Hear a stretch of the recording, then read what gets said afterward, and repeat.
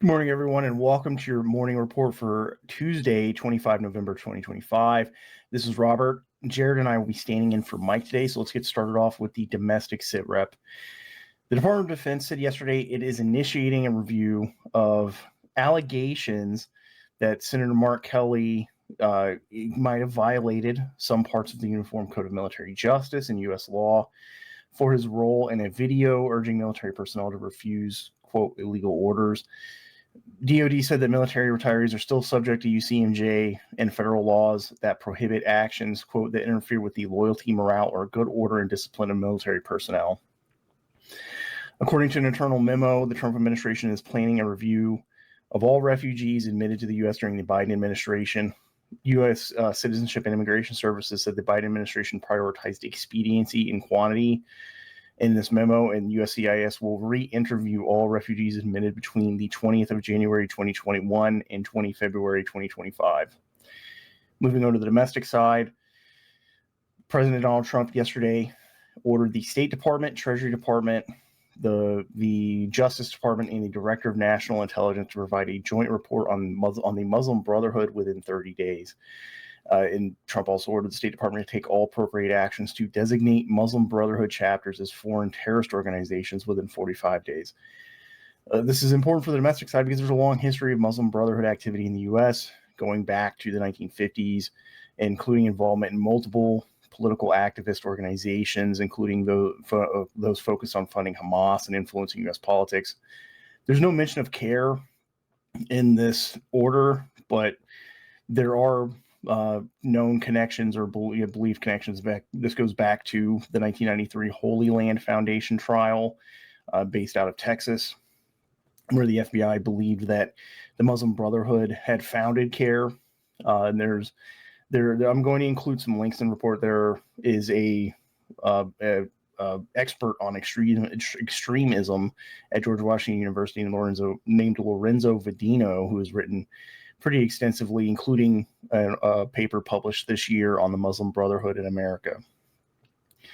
The Department of Energy issued a request for information last week asking U.S. manufacturers of gas turbines for power plants about their challenges they're facing in U.S. supply chains, because the U.S. is experiencing a supply crunch on gas turbines. Prices and delivery times for gas turbines have increased significantly over 2025. And this has delayed plans for new gas power plant construction projects. And right now, there are three major manufacturers that have extended their delivery times, and they represent 75% of the market. And that's GE, Vernova, Siemens, and Mitsubishi. And then finally, the next to the domestic side, the Department of Homeland Security said last week that 2 envelopes filled with suspicious white powder were mailed to ICE offices in Dallas and Irving, Texas last week.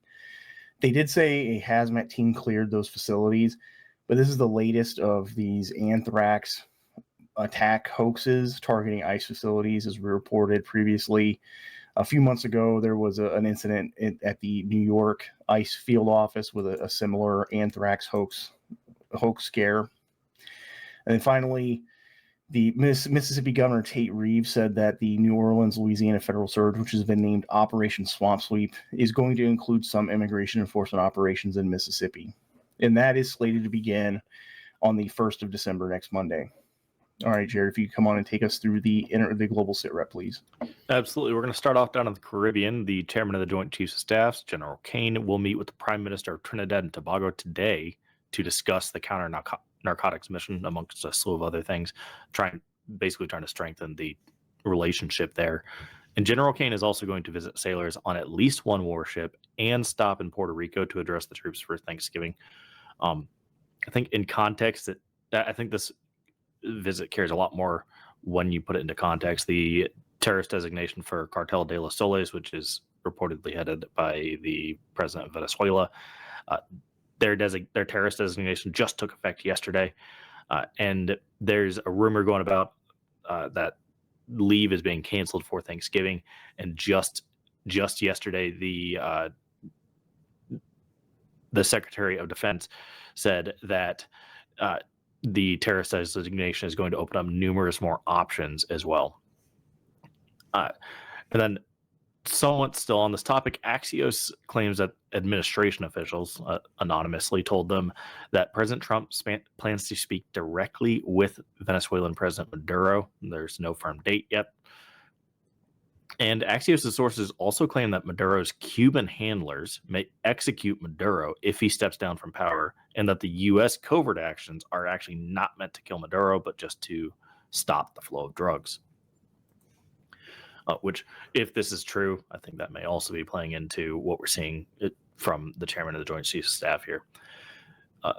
Over in Eastern Europe, a Ukrainian National Defense counselor claims that the U.S. and Ukraine reached an agreement on Witkoff's proposed peace deal. We covered that last week. And Umarov, the counselor, also says he's already organizing a visit for the Ukrainian president to visit the U.S. as soon as possible in November, his words. So this week, to finalize the agreement with Trump. So it sounds like we may actually see a peace deal come out of this one. I'll continue to monitor and report. All right.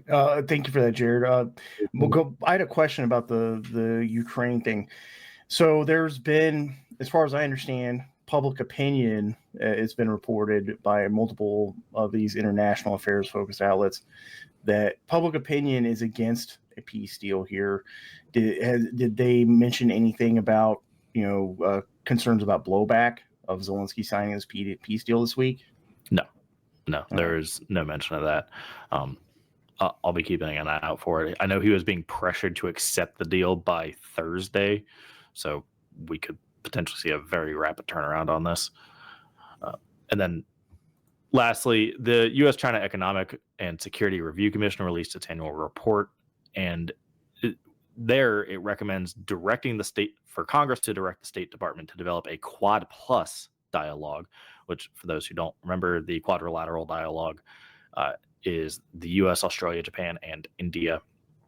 But this would allow the Philippines to be involved in this matter and to enhance their counter-China capabilities. The commission is also recommending that Taiwan start funding regional security projects, including the additional U.S. bases in the Philippines. So start paying for, actually increasing the capabilities at these bases and in additional countries. All right. Thank you for that, Jared. Let's move on. We're tracking 66 protests for today. As Mike has said multiple times, if you're near one of these dots, it's probably a good idea to go out and see what local political parties and activist groups are involved in these protests near you, at the very least for your own area study. And moving over to the high side, we're going to cover push by activists at the Democratic National Committee to push ranked choice voting for the 2028 Democratic primary, and threats from House Republicans to resign that could give Democrats a majority potentially before the 2026 election. If you want to join us on the high side, get access to our analysis and our questions and answers session, you still have time to go to ForwardObserver.com/trial to get a 7-day free trial. Jared, would you please take us to the high side?